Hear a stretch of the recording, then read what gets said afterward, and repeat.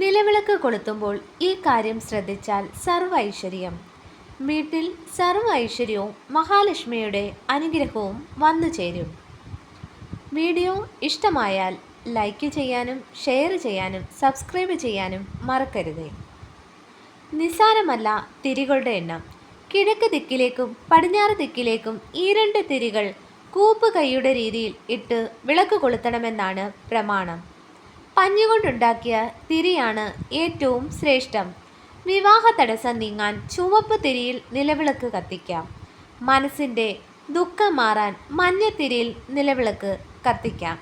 ഒറ്റ തിരിയിട്ട ദീപം മഹാവ്യാധിയെ സൂചിപ്പിക്കുന്നു. 2 തിരിയിട്ട ദീപം ധനലാഭം സൂചിപ്പിക്കുന്നു.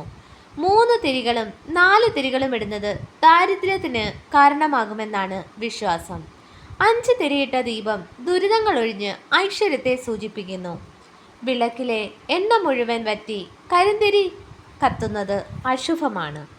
വിളക്കിൽ ഉപയോഗിക്കേണ്ട എണ്ണ പാചകം ചെയ്ത എണ്ണയോ വെള്ളം കലർന്ന എണ്ണയോ നിലവിളക്കിൽ ഒരു കാരണവശാലും ഉപയോഗിക്കരുത്.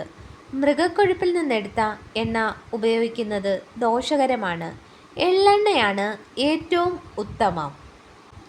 വിളക്ക് തെളിയിക്കുന്നത് ഏത് ദിക്കിന് അഭിമുഖമായി നിന്ന് വേണം? രാവിലെ കിഴക്ക് ദിക്ക് അഭിമുഖമായി നിന്ന് വേണം തിരി തെളിയിക്കാൻ. ഇങ്ങനെ ചെയ്താൽ ദുഃഖങ്ങൾ ഇല്ലാതാകുന്നു എന്ന് വിശ്വസിക്കപ്പെടുന്നു. വൈകിട്ട് പടിഞ്ഞാറ് ദിക്ക് നോക്കി നിലവിളക്ക് തെളിയിക്കണം. ഇങ്ങനെ ചെയ്താൽ കടബാധ്യത തീരും. വടക്ക് ദിക്ക് നോക്കി നിലവിളക്ക് കത്തിച്ചാൽ സമ്പത്ത് വർധനയുണ്ടാകുമെന്ന് വിശ്വസിക്കപ്പെടുന്നു. തെക്ക് ദിക്ക് നോക്കി ഒരിക്കലും നിലവിളക്ക് തെളിയിക്കരുത്. ഈ വീഡിയോ ഇഷ്ടപ്പെട്ടാൽ ലൈക്കും ഷെയറും സബ്സ്ക്രൈബും ചെയ്യാൻ മറക്കരുത്.